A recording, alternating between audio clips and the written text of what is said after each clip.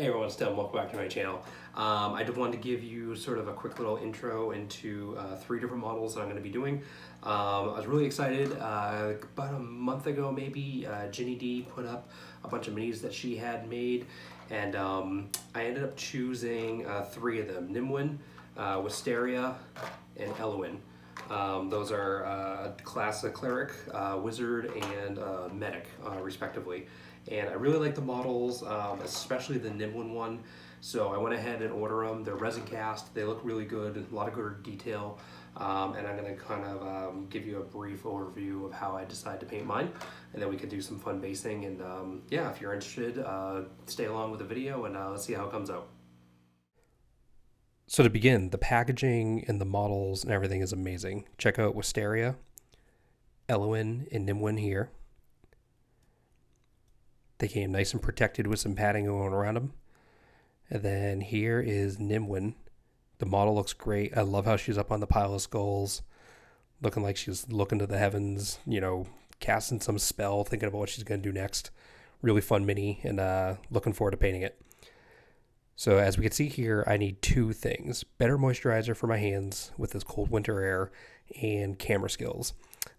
So yeah, I didn't check this before moving on to the next step, so please enjoy a thoroughly obscured version of me dry brushing with Skavenblight Dinge and Administratum Grey for both the base and the mini. And unless I say otherwise from now on, everything is going to be from Citadel Color, as I'm a big Warhammer painter, and I'll let you know if they're from a different brand. I'll also put everything in the description below.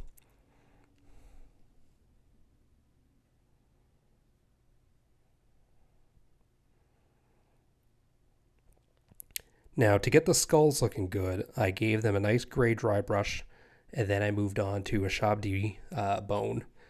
I want to work my way up to getting a nice look, but still having some shadows in there. Now, for her dress, I know it's black the way that Ginny did it, but I wanted to have a kind of a blue look, so I used contrast paint, Leviadon Blue, and I think this is going to give it a nice look.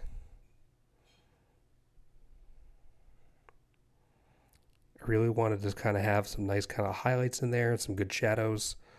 We'll see how it comes out. Now while that dries, we'll move back to the bones, and I'm going to try some Pallid Bone Speed Paint from the Army Painter, and that'll help give it some different shadows and shades, as I don't want the skulls to just be kind of boring white. I want them to look a little dirty, like they might have had some meat on them just a little while ago. Now back to the dress, we have Drakenhof Nightshade. This should add in some nice subtle shading with the contrast paint I put on before, and help really bring that dress to life. Now, to begin, we're going to dive in using some matte white from the Army Painter, and I'm going to paint both the gloves, the scarf, and then put a very thin layer down on Nymwen's face.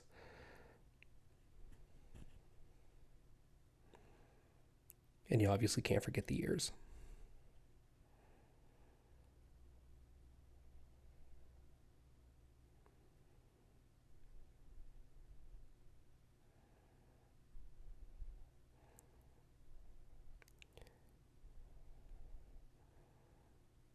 Now going in with the smallest brush I own, I put a little Mournfang Brown onto the laces of the front of her vest. It's kind of hard to see right here, but you'll see it better in the pictures later. Now, I didn't want those gloves to look like they were pure white. She is obviously, you know, dealing with skulls. She's gotten her hands dirty a little bit. So we're going to add a little grunge to it.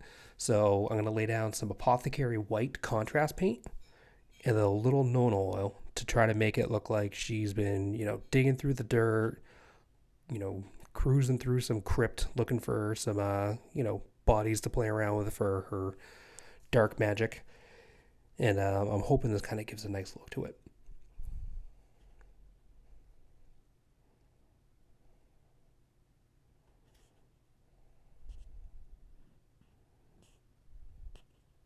Now to bring the dress to life, I wanted to do some shading. So I'm going in and dry brushing with some Kantor Blue, just along the edges of the folds and the edges along the bottom, and then obviously her sleeves. Try to bring it to life a little bit more. Now the hardest part for me is eyeballs. So I'm cheating here and I'm using a tiny little 0.2 millimeter pen. Now we're going to go in, use some Nuln oil, try to add some little detail there, and I'm calling the mini done here. So we're putting some matte varnish on from Vallejo, and that'll help seal in all the details and keep everything a little protected better. Now I wanted to have some fun with the base, so this is one that I picked up from Reaper Minis.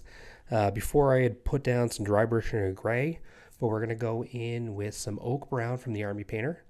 Put a little Creed Camo Contrast in there to try to help bring the vegetation to life. There's some moss and different plants, some roots kind of sprawling around.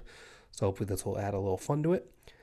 And then I'm going to go in and dry brush with some Castellan Green, a nice kind of dark color that will help lay down some good shadows, I hope, along with the contrast.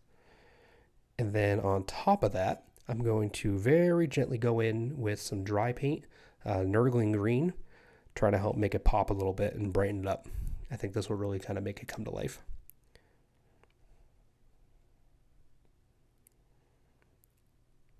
And now my favorite part. I love doing plants. So here I have some mountain tuft grass from the Army Painter and some flowers, little wildflowers, blue and white. I thought they would kind of make some nice contrast to the stone. Sorry that I'm giving you absolutely no view of my work here. And I'm just using some basing glue from the Army Painter. But basically I just usually put a little bit on my palette and then just dab the bottom of the grass into it. That makes it stick nicely. Now to help add some extra contrast in between the stones, I'm using Black Panel Liner from Tamiya. And that'll help kind of, tamp down the gray that was all over and make it look like there's some dirt and stuff in between all those stones.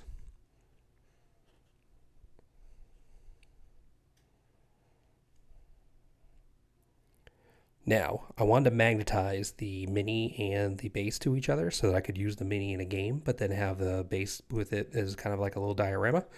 So using a 16th drill bit, I made some little pilot holes and then chased them down with a 1/8. These are 3mm magnets, so basically 0.120 if you're rounding, and the 1/8 kind of makes it just perfect. So I set it down, little super glue, and made sure not to get my fingers stuck on there.